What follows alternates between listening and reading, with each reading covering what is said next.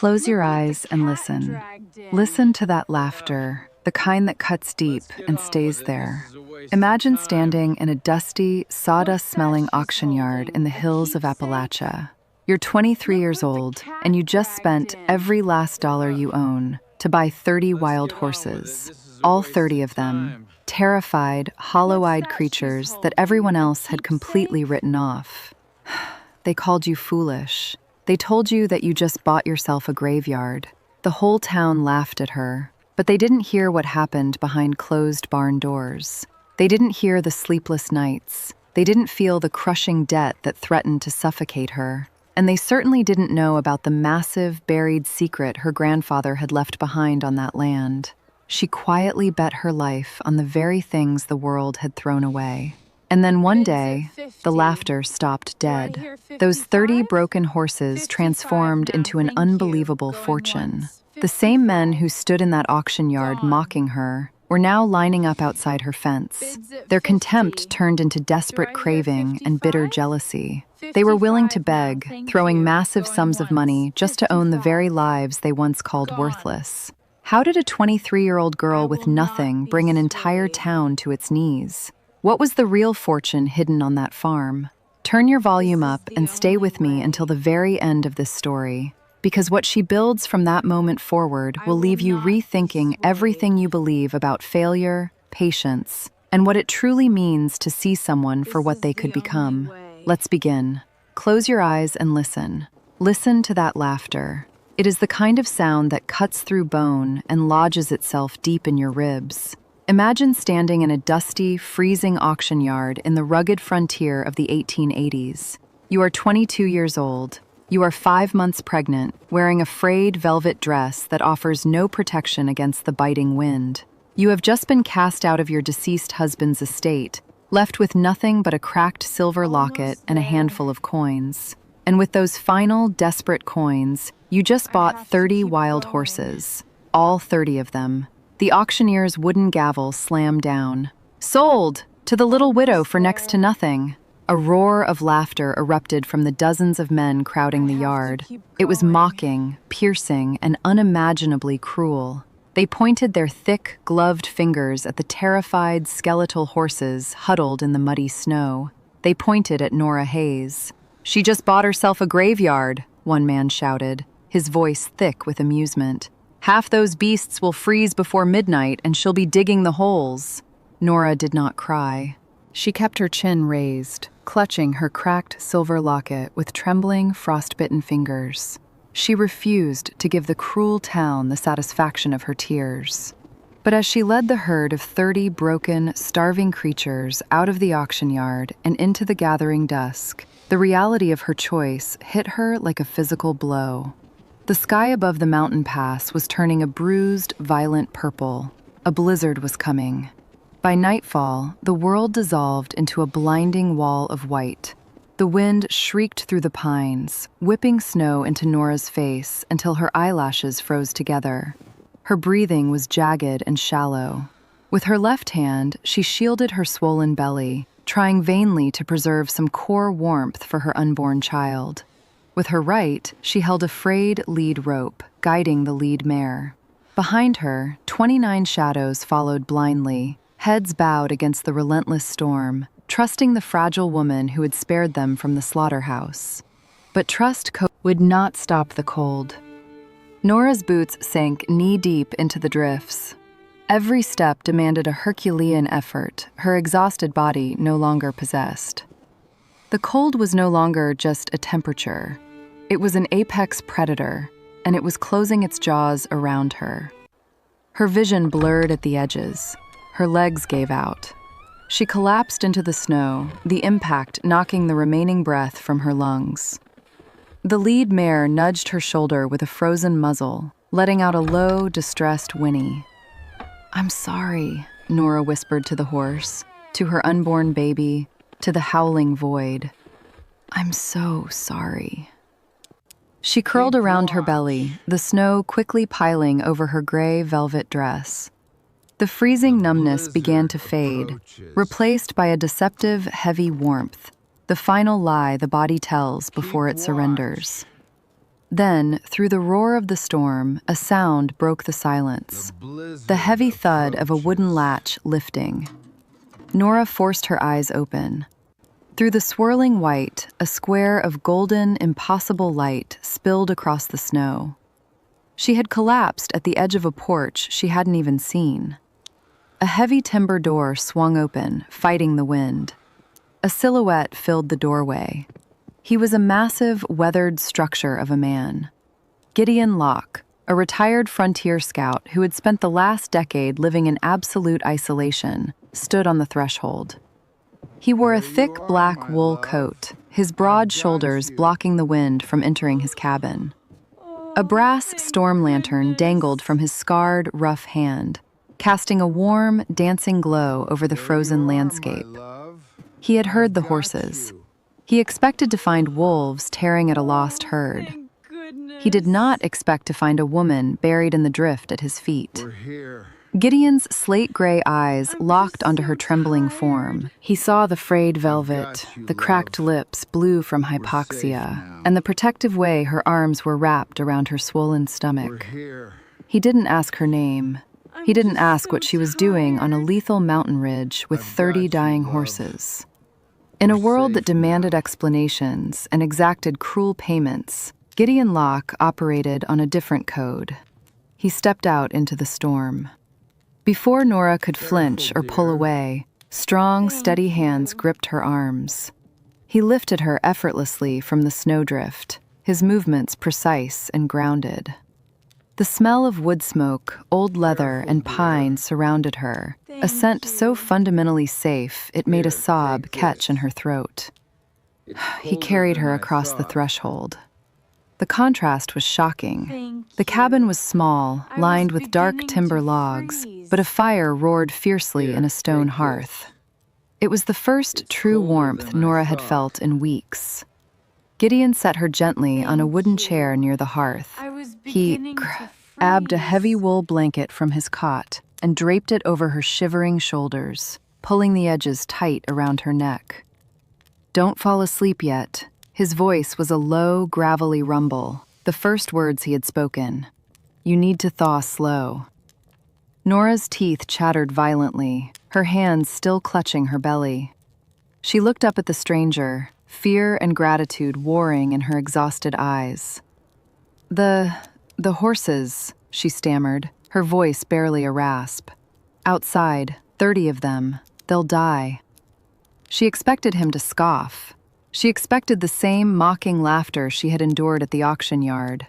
How could one man shelter 30 wild, useless beasts in the middle of a blizzard? Gideon simply turned his head, looking out the open door into the screaming white abyss. He saw the skeletal silhouettes of the herd, shivering, waiting for death. He looked back at the pregnant woman wrapped in his blanket, fighting to stay conscious just to plead for animals the rest of the world threw away. His jaw tightened. He reached for a heavy iron key hanging by the door. "Drink the water on the table," Gideon instructed, his tone flat but undeniably steady. "I'll open the lower barn." He stepped back out into the storm, pulling the heavy cabin door shut behind him. Nora sat alone by the fire, the howling wind muffled by thick log walls. She pulled the wool blanket tighter, the scent of wood smoke wrapping around her, and for the first time since she was cast out, she allowed herself to believe she might actually survive the night.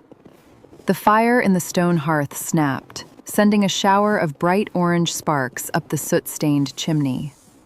Nora sat frozen in the wooden chair, her fingers digging into the edges of the heavy wool blanket Gideon had wrapped around her. The cabin was small, built for one, yet it held an atmosphere of undeniable permanence. Dried herbs hung from the exposed rafters, and a meticulously cleaned Winchester rifle rested on a rack above the door. But right now, that heavy timber door was closed, and Gideon Locke was out in the blinding white fury of the blizzard. Nora stared at the iron latch. She was a woman who had learned the hard way that no one offered help without extracting a brutal price. Her husband's brother had thrown her out into the freezing mud the moment the funeral was over, claiming the estate and leaving her with nothing but the clothes on her back and the child growing in her womb. She had expected to die on this mountain. She certainly had not expected a towering, scarred hermit to walk out into a lethal storm just because she asked him to look at 30 starving horses. Outside, the wind shrieked like a wounded animal. Gideon waded through snowdrifts that reached his thighs. The cold bit into his face, feeling like shattered glass against his skin. He reached the edge of the timberline, where the 30 skeletal horses huddled together in a miserable, shivering mass. They were coated in ice, their heads hanging low, breath coming in ragged, ghostly plumes. Any ordinary man would have left them. It was the law of the frontier. The weak died so the strong could stretch their winter rations. But Gideon had seen enough death in his years as a frontier scout. He carried enough ghosts. He did not need 30 more haunting his ridge. He moved past the terrified lead mare and trudged toward the large secondary barn he used for storing winter timber and emergency grain. The heavy barn doors were frozen shut. Gideon braced his broad shoulders against the wood, his boots finding purchase in the ice, and shoved with a grunt of raw exertion. The hinges groaned, then cracked open, revealing a cavernous, dry space that smelled of old hay and dry earth. He walked back into the storm. He didn't use ropes. He didn't shout. He simply walked to the lead mare, laid a steady, calloused hand on her frozen neck, and began to lead her toward the barn. It took an hour of brutal, agonizing labor. One by one, the terrified animals followed the lantern light, stepping out of the lethal wind and into the dry shelter. Gideon hauled heavy buckets of water from the indoor pump and broke open 3 bales of his own winter hay, feed he had painstakingly stored for himself. He watched the starving creatures begin to eat, their skeletal sides heaving. Only when the last stall was secured did he finally turn back toward the cabin. When the cabin door opened, Nora flinched, pulling the blanket tighter around her pregnant belly. Gideon stepped inside, pulling the door shut and dropping the heavy iron bar into place. He was covered in snow, his breath pluming in the warm air of the room. He didn't look at her immediately. He methodically shrugged off his heavy wool coat, shaking the snow onto the floorboards before hanging it near the fire to dry. His movements were slow, deliberate, and entirely devoid of the sudden, aggressive energy she had come to expect from men. He walked to the hearth, took an iron kettle, and swung it over the flames. "They are in the barn," Gideon said. His voice was low, rough from disuse, but it carried no edge of complaint. "They have water and dry hay. The wind won't touch them." Nora's breath hitched. She stared at the broad, scarred expanse of his back as he tended the fire. You saved them." Welcome here. "They wanted to live," he replied simply, turning to face her. He retrieved a tin cup from a shelf, poured steaming broth from a smaller pot on the stove, and walked toward her. He didn't crowd her space. He stopped 2 feet away, offering the cup. Nora reached out, her hands still shaking so badly that the liquid threatened to spill.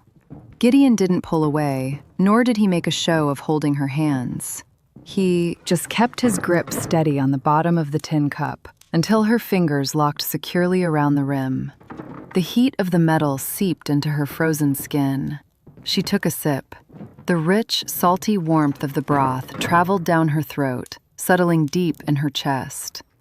Gideon's slate-gray eyes flicked downward for a fraction of a second, catching the glint of the cracked silver locket clutched in her other hand, and then the unmistakable swell of her belly beneath the ruined velvet dress. He saw the bruises on her wrists. He read the entire story in the tension of her shoulders and the way she guarded her body. He asked no questions. He demanded no gratitude. "The cot is yours," he said, gesturing to the single bed in the corner of the room, piled high with thick furs. "It's near the stove." Nora looked at the bed, then back at him. "Where will you sleep?" Gideon didn't answer right away. He walked over to a heavy wooden chair, picked it up, and carried it across the room. He placed it squarely in front of the locked cabin door. Then he sat down, resting his elbows on his knees, his broad back facing the timber planks that separated them from the deadly storm outside. He reached up, pulling the Winchester rifle from its rack, and laid it across his lap. "I'll be right here," he said softly. Nora stared at the man sitting in the shadows. He wasn't just offering a bed, he was offering a fortress. He was placing his own body between her and the brutal world that had tried to destroy her. No man had ever done something so profound without expecting her to surrender her dignity in return. She stood up slowly, her muscles aching with a deep, bone-weary exhaustion. She walked to the cot and lay down, pulling the heavy furs over her shoulders. The wind outside continued to scream, battering the walls of the small cabin. But inside, the fire crackled, casting a warm, golden light across the floor. Nora looked toward the doorway. Gideon hadn't moved. He was a silent, immovable mountain, watching over the flames. For the first time in months, the crushing weight of fear in Nora's chest began to loosen.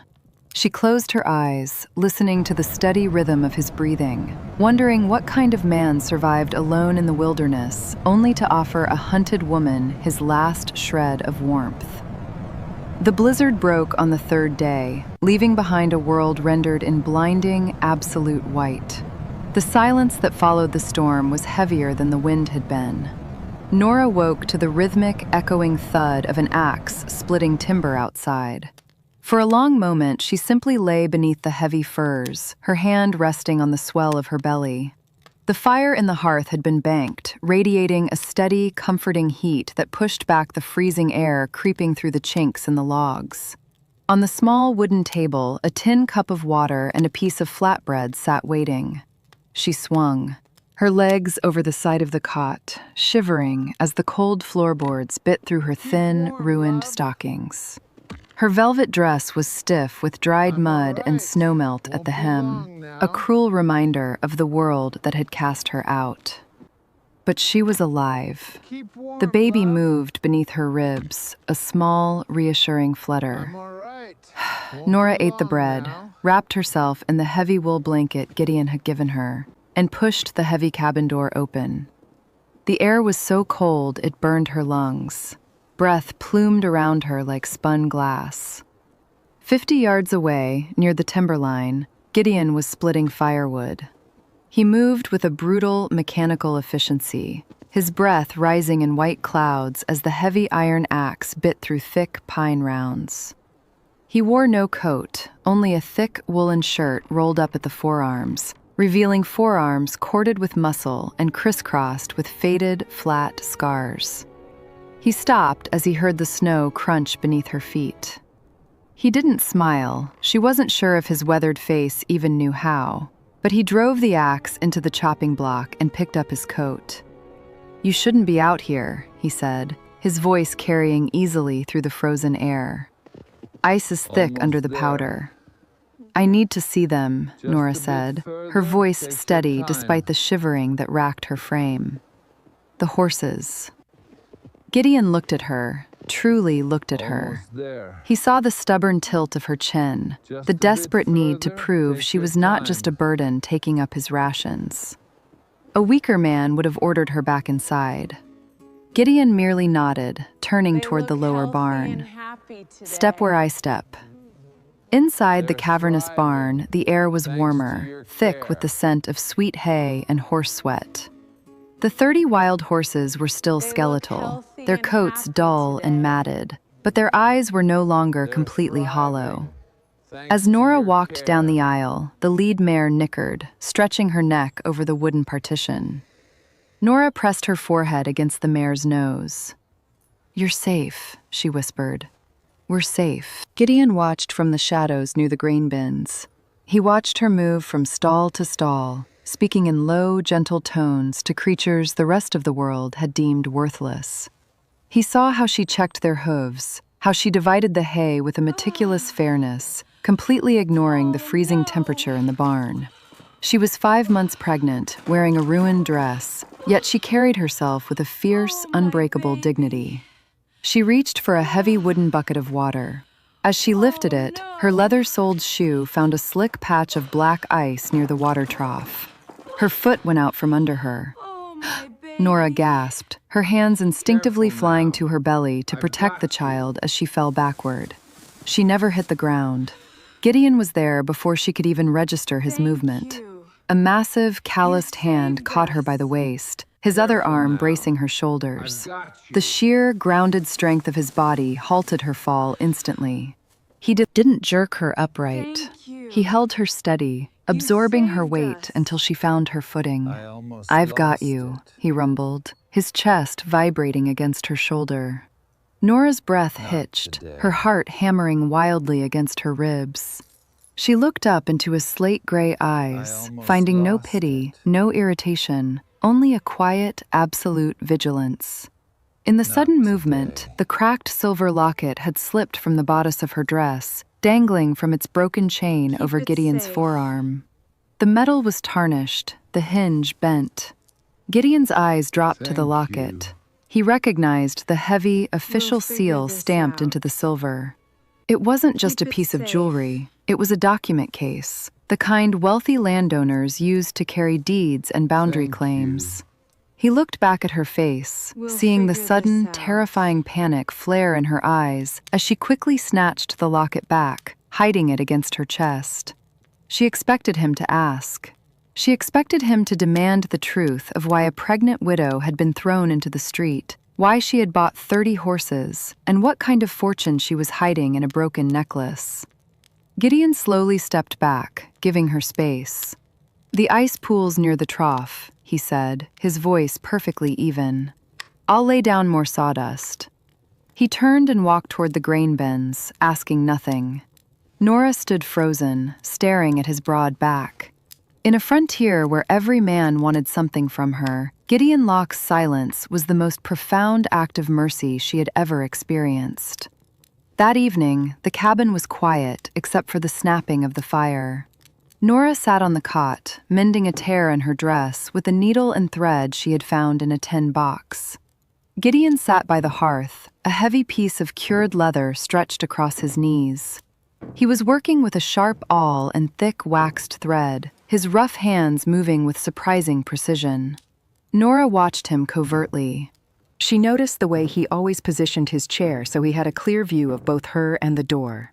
She noticed that he had given her the larger portion of the dried venison for dinner, claiming he wasn't hungry, though she knew the grueling labor he performed demanded twice the calories. After an hour, Gideon stood. He walked over to the cot and set something on the floor at her feet. It was a pair of winter boots.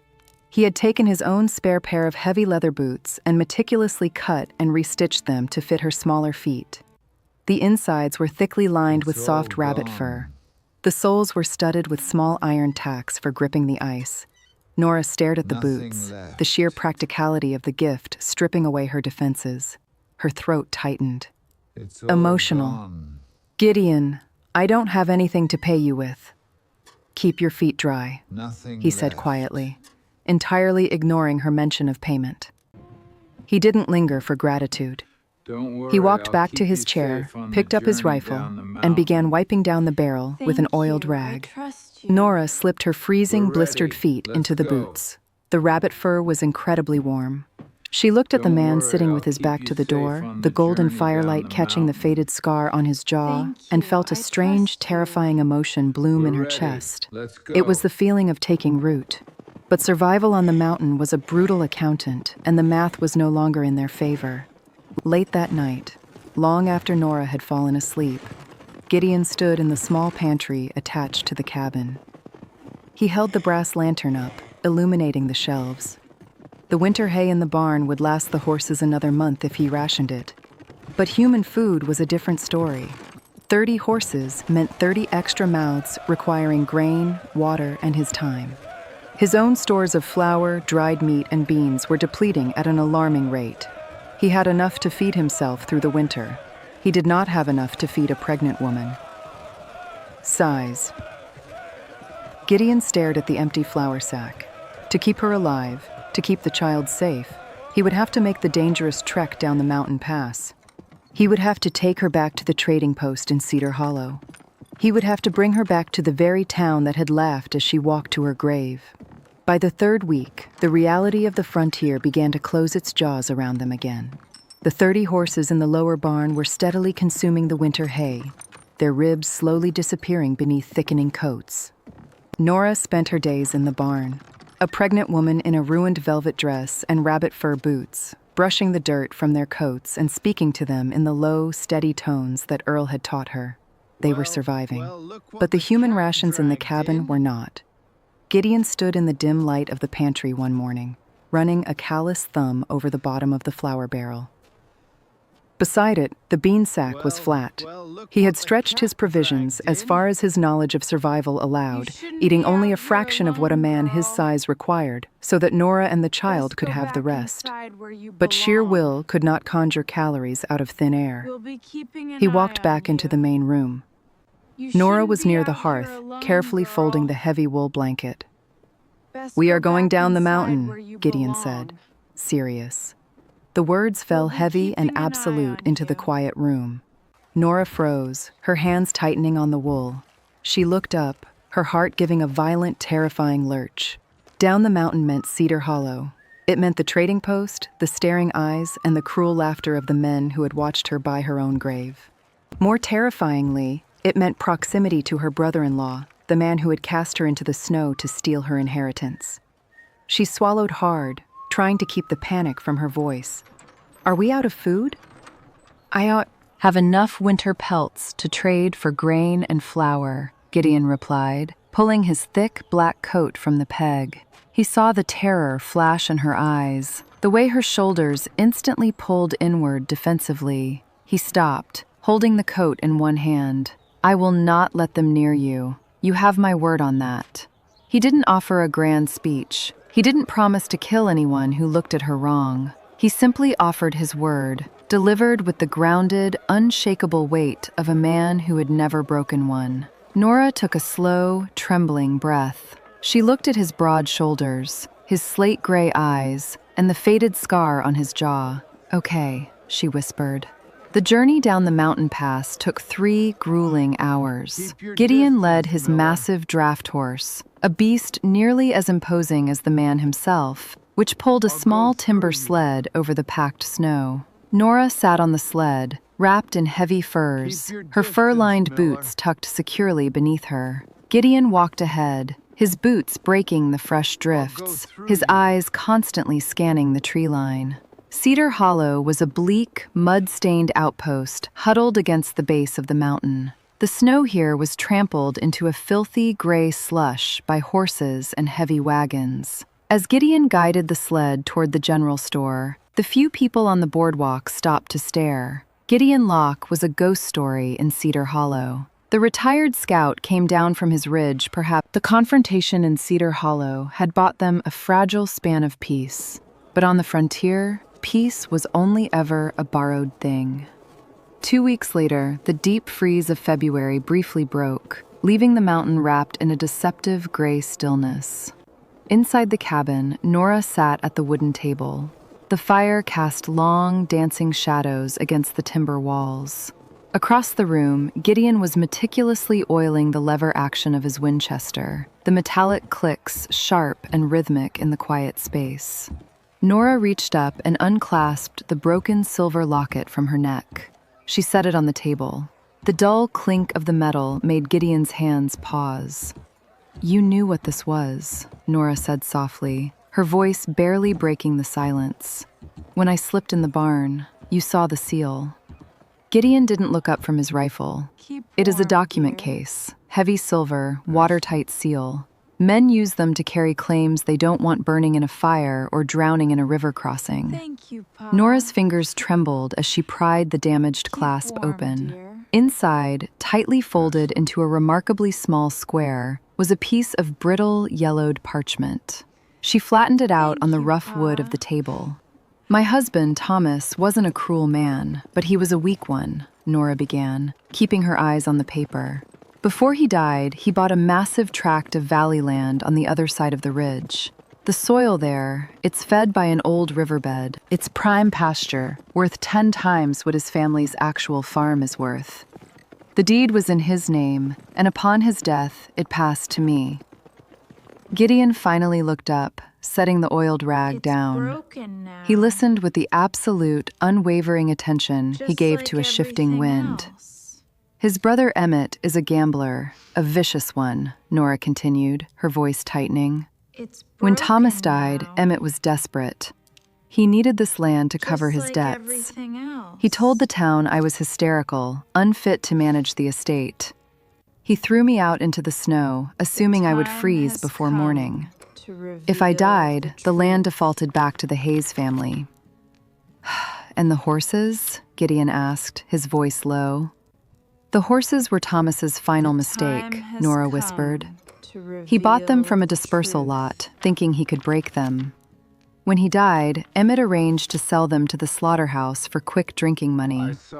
I couldn't let him do it. I took the last coins from my dowry, went to that auction, and bought them back. I bought them to ruin Emmett's quick payout, and I took this deed so he couldn't touch the valley. I thought if I could just get them over the mountain, I could survive. But the storm caught us. Gideon looked at the pregnant woman in the patched velvet dress. She had taken on a town, a brutal winter, and a violent man, all to protect 30 unwanted animals and the child in her womb. The sheer, staggering resilience of it settled deep in his chest. Before he could speak, a sound pierced the heavy walls of the cabin. It was the sharp, unmistakable crunch of horseshoes breaking through a crust of ice. Gideon's demeanor shifted instantly. The quiet companion vanished, replaced by the lethal, hyper-aware frontier scout. He rose from his chair in one fluid motion, the Winchester already in his grip. "Move away from the window," Gideon ordered, his voice a flat, commanding rasp. "Get behind the stone hearth." Nora didn't hesitate. She scrambled backward, clutching the deed to her chest, pressing her back against the solid stone of the chimney. Gideon stepped to the heavy timber door, pressing his ear against the wood. 3 horses, heavy riders. They had reached the edge of the clearing. "Lock!" a voice shouted from the freezing yard. It was a sharp, aristocratic voice, frayed with desperation and anger. "I know you're in there. I know she's in there." Nora's breath hitched. It was Emmett. He had heard the whispers from Cedar Hollow. He had tracked the sled. Gideon looked back at Nora. He saw the stark, primal terror in her eyes as she wrapped her arms around her belly. He gave her a single, sharp nod. A silent vow that held more weight than 1,000 promises. He unbarred the door and stepped outside. The gray winter light was blinding. Emmett Hayes sat atop a massive roan gelding, flanked by 2 armed hired hands. Emmett wore a heavy fur coat, his face flushed with the cold and fury. His eyes darted to the smoke rising from the chimney, then to the massive, imposing figure of a mountain man standing on the porch. "State your business and get off my ridge," Gideon said, his voice carrying effortlessly over the freezing wind. "You are harboring stolen property, Lock," Emmett spat, his horse shifting nervously beneath him. "That woman is my brother's widow. She belongs to the Hayes estate, and she is carrying documents that belong to me. Send her out, or we'll drag her out." Gideon didn't move. He stood with the Winchester resting casually in his right hand, the barrel pointing toward the snow. "She is a free woman. She owes you nothing, and she will not be leaving." "You lonely old fool," Emmett sneered, drawing a heavy revolver from his coat. "You think you can stand against 3 armed men for some useless widow?" The 2 hired hands shifted, their hands drifting toward their holsters. Gideon's eyes didn't widen. His breathing didn't change. He simply stepped off the porch and into the snow. "I am not standing against 3 men," Gideon said, his voice dropping to a terrifying, deadly calm. "I am standing against a coward and 2 men who are about to die for a wage they haven't been paid." In the fraction of a second it took Emmett to process the words, Gideon moved. It wasn't the frantic scramble of a desperate man. It was the terrifying, explosive speed of a predator that had survived 100 ambushes. Before the hired hand on the left could clear leather, Gideon's Winchester swung up. He didn't aim for the chest. He aimed for the frozen branch of the dead pine directly above the man's head. The crack of the rifle was deafening. A massive, heavy widowmaker branch snapped, crashing down onto the hired man's horse. The beast reared in terror, throwing the rider into the icy mud and bolting down the trail. The second hired hand froze, his hand hovering over his gun, his eyes wide as he stared down the smoking barrel of Gideon's rifle, which had already cycled and was now leveled squarely at the center of his chest. "Drop it," Gideon commanded. The man swallowed hard, slowly lifting his hands in surrender. Emmett was pale, his revolver shaking in his grip. He had expected a hermit. He had not expected a man who commanded the very violence of the frontier with such cold, absolute precision. "If you ever cross the timberline again," Gideon said, his eyes locking onto Emmett's, "I will not waste a bullet on a branch. You will disappear into this mountain, and no one will ever find where you fell." Emmett's jaw trembled. He looked at the cabin door, then at the lethal stillness of the mountain man. Without a word, he spurred his horse, yanking the reins hard, and galloped back down the treacherous, snow-packed trail, followed closely by his terrified hands. Gideon stood in the yard until the sound of their hooves vanished into the wind. He lowered the rifle and turned back to the cabin. When he stepped inside, Nora was still trembling by the hearth. She looked at him, her eyes wide, realizing exactly what he had just risked for her. He had made himself a target. He had claimed her fight as his own. Gideon walked over to the table, picked up the broken silver locket, and held it out to her. "Keep it safe," he said softly, the lethal violence completely gone from his voice. "Spring is coming, and when the snow melts, we have a valley to claim."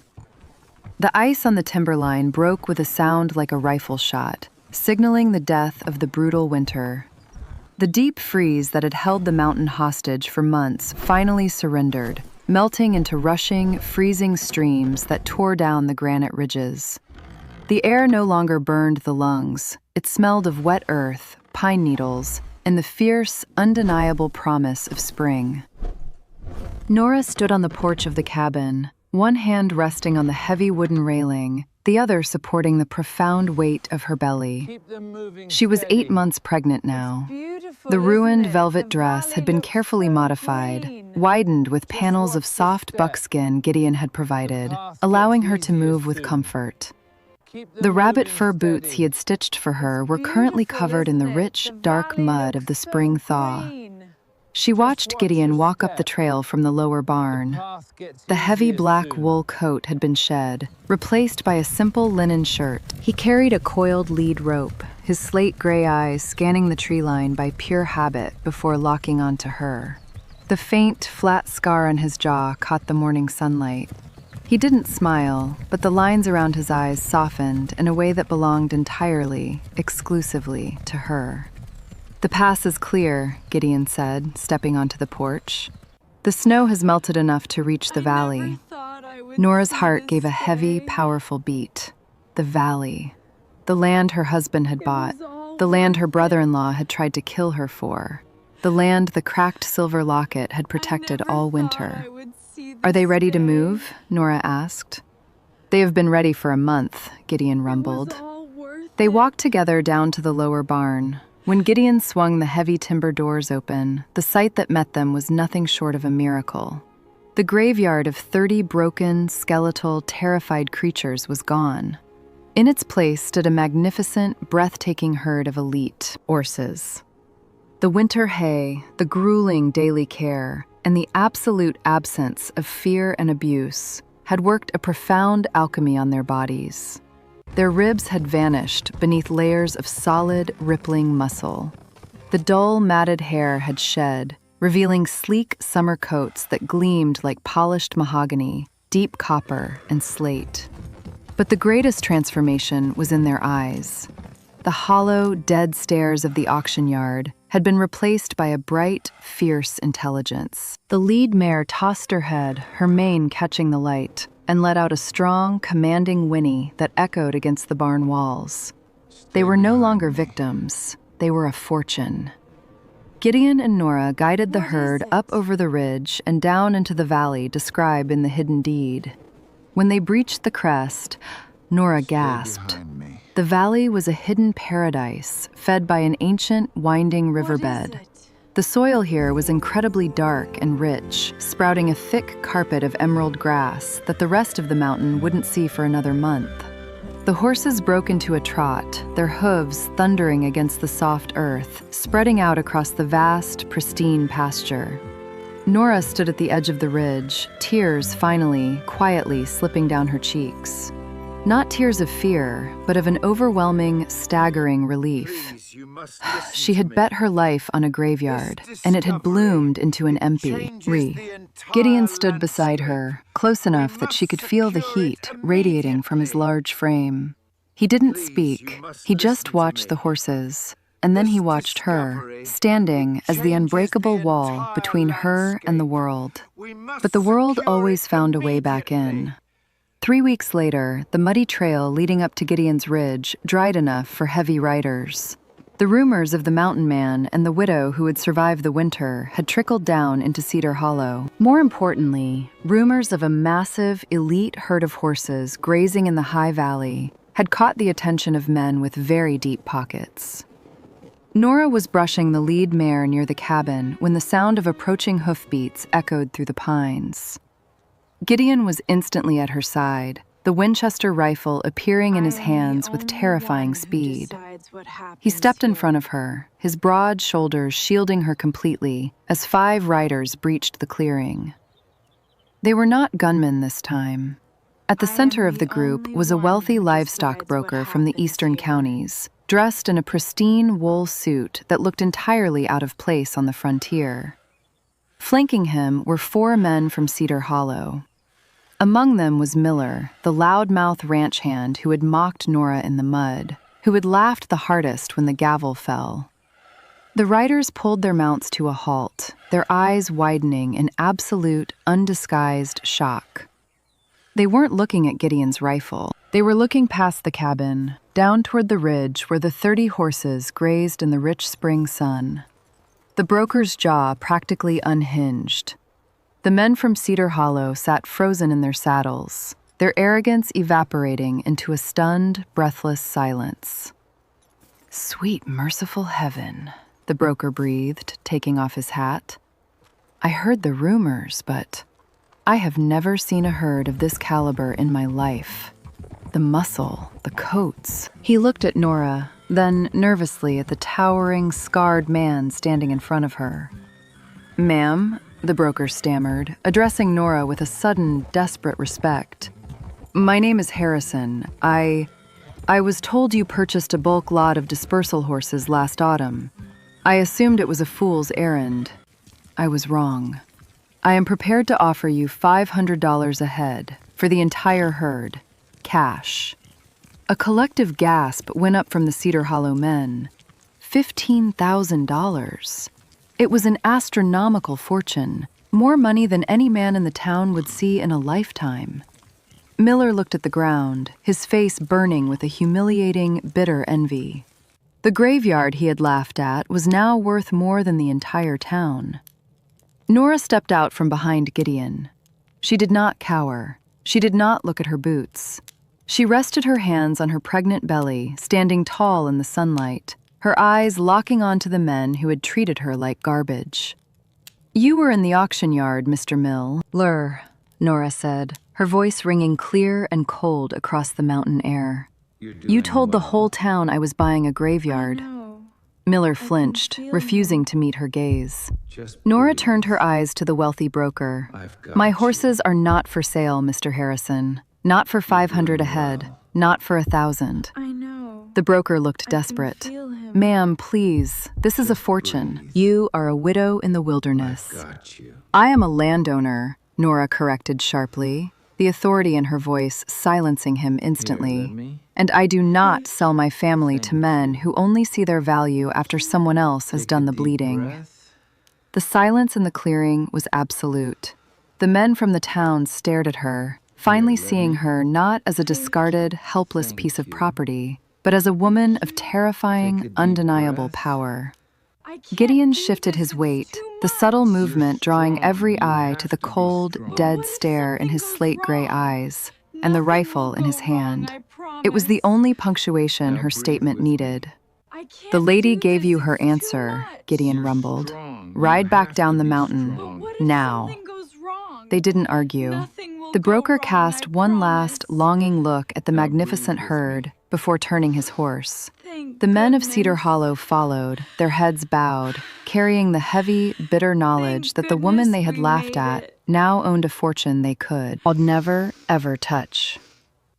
Summer arrived on the mountain not with a whisper, but with a vibrant, overwhelming surge of life. The valley beyond the timberline bloomed in deep emerald and gold, supporting the massive herd of 30 wild horses that were now considered a legend throughout 3 counties. Down in Cedar Hollow, the townsfolk still whispered about the widow and the mountain man, their voices thick with an envy they could no longer hide. But up on the ridge, the noise of the world simply ceased to matter. It was late July when the labor began. The heat of the afternoon had baked the pine needles outside, but inside, the heavy log walls of the cabin, the air remained cool and shadowed. Nora leaned heavily against the wooden table, her knuckles white, her breath coming in sharp, ragged gasps. The pain was a blinding, absolute force, stripping away her breath and her thoughts. Gideon was there. He had not left the cabin in 2 days, reading the subtle shifts in her posture the way he read a coming storm.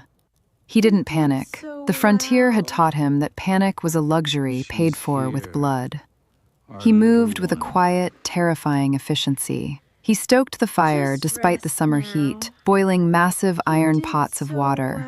He laid out clean linens he had washed and bleached himself.